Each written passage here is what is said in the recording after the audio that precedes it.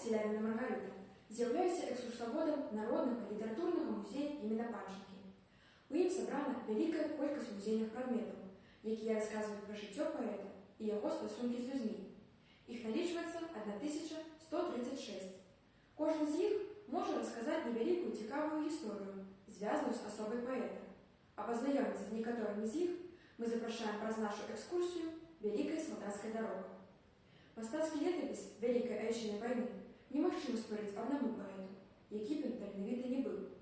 Гэты летапіс ствараўся па гарачых слядах падзей усёй беларускай літаратуры. Пішацца ён і сёння, і будзе пісацца заўтра. У вітрынах «Дарогамі вайны» знаходзяцца не толькі творы імені Емельяновича на ваенную тэматыку, а таксама творы і яго фронтавых сяброў. Тут жа змешчаны і падарунак мастака Міхаіла Савіцкага, рэпрадукцыі карцін «Серыя лічбы на сэрцы», якія расказваюць пра жудасць жыцця ў канцэнтрацыйным лагеры. З Максімам Танкам звязвала імені Емельяновича доўгае сяброўства, выпрабаванае гадамі. У літаратуры яны прыйшлі амаль што адначасова, і гады цяжкіх выпрабаванняў вытрымалі складана. Праз перапіску паэтаў, некалькі пісьмаў захоўваюцца ў нашым музеі, мы упэўніваемся ў іх сяброўскіх адносінах. Пра вернасць дружбе сведчыць і тое, што быў напісаны верш «Далёкія станцыі» з прысвячэннем Максіму Танку. Па наіўнай і смешнай звычцы мы сябе юнакамі лічым мы сябе юнакамі, а цяжкія лічбы гадоў пераспелымі шалудамі ападаюць са стукам на дол. Колькі, дружа, табе? За 30? Мне прагукала 27. Самы раз бы цяпер пахваліцца добрым пудам сальных паэм. Ды паэм напісаў я нямнога, пэўна лёс мне гэтак судзіў. Не па рыфмах, а па дарогах, у паходных калонах хадзіць. Не з адным я пагутарыў горадам, сёл, дарог і вятроў не злічыць. Я свой лёс і надзеі гордыя з лёсам арміі нашай злучыў. Запытай паравоз, што за Сташкавым, на Калінінскі фронт мяне вёз. Пра бамбёжкі, пра страты цяжкія, той раскажа табе паравоз. Запытай у блакітнага ільменя, як мы спалі на снезе пад мінамі.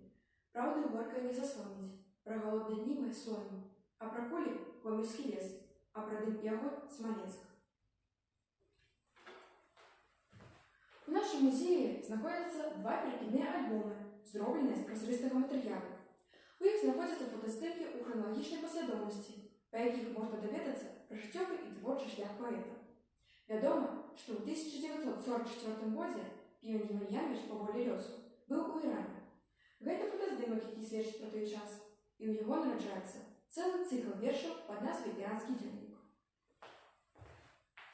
А на гэтым стэндзе змяшчаецца пінжак імені Емельяновича, які ён набыў для 50-годдзя перамогі.